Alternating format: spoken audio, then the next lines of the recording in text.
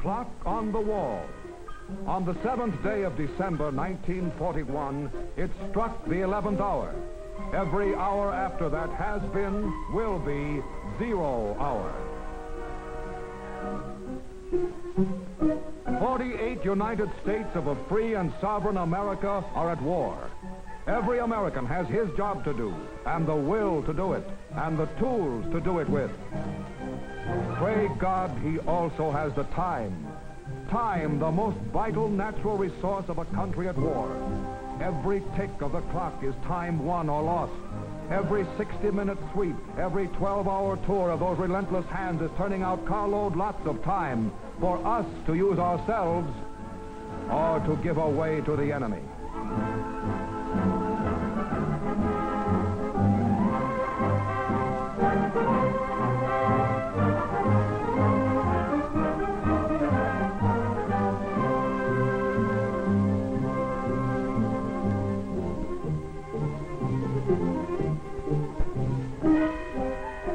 All the scientific devices of chronology are machines manufacturing time.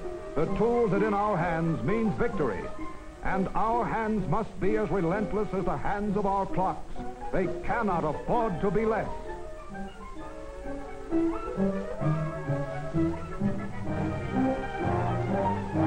Sunrise over Republic Steel. High noon at Willow Run. Sunfall on the Electric Boat Company. Midnight at the Brooklyn Navy Yard. Dawn to dusk and back to dawn again. 3 8-hour shifts, one day. So much can be done in a day if Americans will keep their sleeves rolled up. Inside of 24 hours, 1/20th of a freighter or a tanker can be built. Within those same 24 hours, a squadron of tanks can roll off the assembly line, and a flight of bombers can be made ready from radio to rudder boat. In one day, 1,000 acres of corn can become 30,000 bushels of food. In one day, one plant unit can turn out enough rifles to equip a battalion of infantry, the men who, in one day, might win a war or lose it. How? Well, let's visit upstate. At a factory where they make 30 caliber rifle cartridges for the Army. Let's visit Jean, one of the girls who inspects these cartridges before they're shipped. She's a good kid, loves her country, and a guy named Joe. He gave her that pin she's wearing before he went to Australia. She's a good kid, honest, intelligent, but she gets tired in the afternoon sometimes, likes to take extra time off for a smoke. That's all, only a few minutes. A few minutes. It only takes a second to jar the primer out of a cartridge.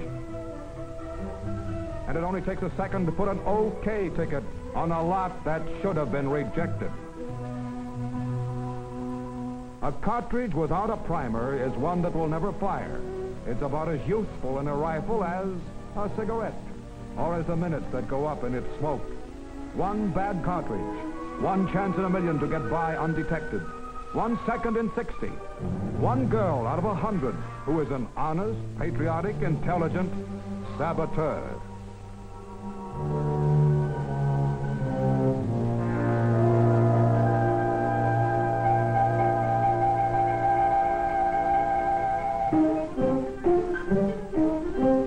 Yes, Jean is intelligent. Intelligent enough to know that one of these bullets in good condition can travel 3 miles. But she doesn't know that a defective one can go halfway around the world. Somewhere in the Pacific, somewhere between the Devil and the Dutch East Indies, is an American scouting patrol.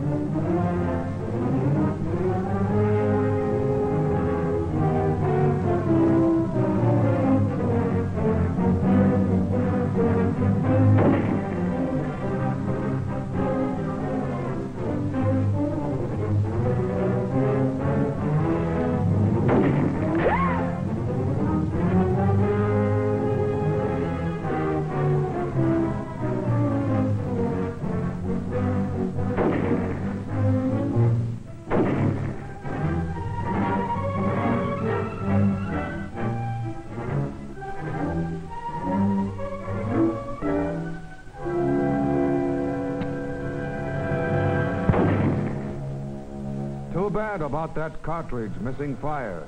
It should have been rejected. It would have been, too, if a girl named Jean hadn't taken time out to smoke. Now meet J.G., general manager of a large wholesale food house. Makes $12,000 a year. Worn a white collar all his life. That is, except for the cocky one he wore in 1918. Tried to get in this scrap after Pearl Harbor, but they said his son could handle the fighting orders, and he could go on taking food orders. Like this. 50 cases of 14A1. That's code for lifeboat provisions. Notify Martin. That means ship on Monday. Too old to fight, but not too old to work yourself silly trying to get out orders and priorities on time. Time? Holy mackerel. It's 2:30. I'll have to rush like old Harry to make it. Better tell Mabel where I'll be. Oh, no. Why bother? It's Saturday. That lifeboat stuff doesn't go out till Monday. Nothing can come up over the weekend. Besides, I've got an important engagement with a couple of guys. Important engagement with a couple of guys.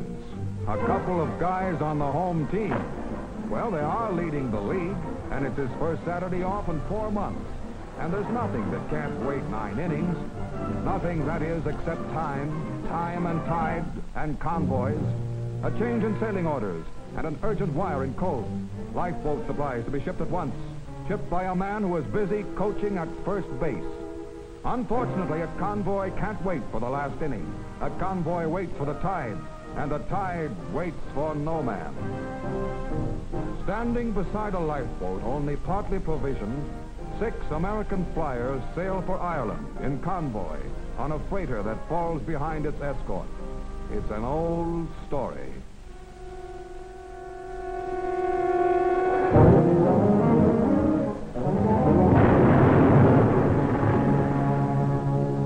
Six men sailed for Ireland. 2 of them got there. 1 of them out of his mind. The other one dead. 25 days in a boat provisioned for 10 days.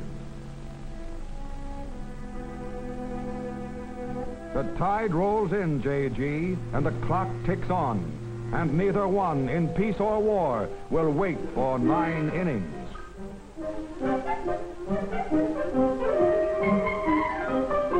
The state of North Australia is 23 time zones away from the state of Michigan. But the clock on the cockpit of the plane over Darwin and the watch on the wrist of the officer in New Guinea are synchronized with the clock at the door of the factory in Detroit and geared to the clock over the water cooler in Kalamazoo.